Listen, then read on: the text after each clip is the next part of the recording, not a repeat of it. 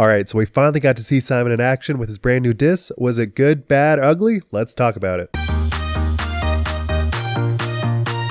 I've noticed that about 93% of you aren't subscribed, but you are watching my videos. So if you like this content, make sure to subscribe.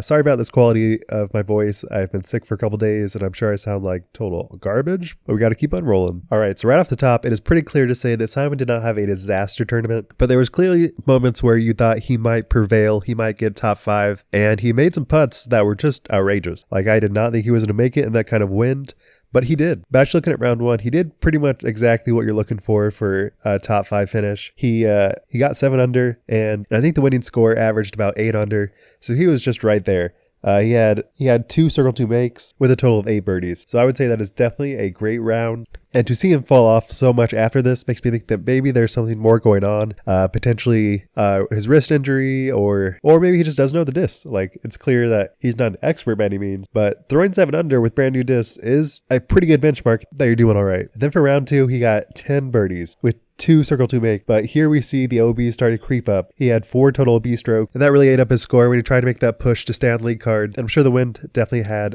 negative effects towards his play. And then for round 3, he definitely fell off a little bit. He had 4 OB stroke, made only 1 Circle 2 putt, and ended with a total of 5 bogeys. And also finished with his lowest Circle 1 putting with 78%. So clearly he was falling off a little bit, but then it comes to final round, and he kind of just completely falls apart. He was on card 6, so there's no way to even watch his card, but I can only assume with the wind and with his realizing that he was kind of out of contention, he may have pulled Simon and started caring a little bit less, kind of just throwing shots just to kind of live in the moment and just kind of have fun for his final round. And with that, he had 7 OB stroke. And I am sure that that is one of the worst performances for anybody that made it to the final round. Also had 0 Circle 2 putts and finished with 8 bogeys with a total of +3. So with all that said, what are we to take out of this? I would say there's certainly some value to take out of this tournament. I would say his putting is pretty good. His driving is a little bit inconsistent. He had to make some crazy upshots just to get to a birdie chance or even a par save. And he still had a tremendous distance. But overall, he clearly has work to do on learning how his discs fly and figuring out his putter. Obviously, he had some crazy putts, but he definitely needs to refine his putt and make sure that it works in all conditions, especially in the wind. And especially being the first tournament of the entire year, I think there's some asterisks to all this. I think it's hard to say that we won't see more asterisks with the Waco because it is the essence of randomness.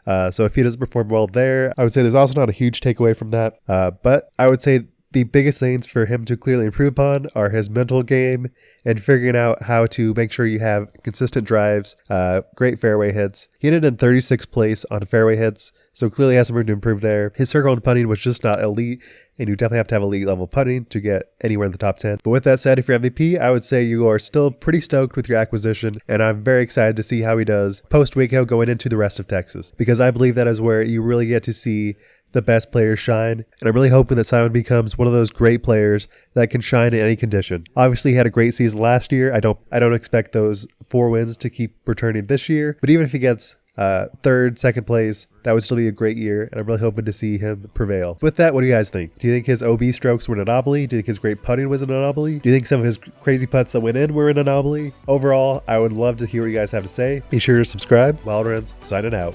Peace.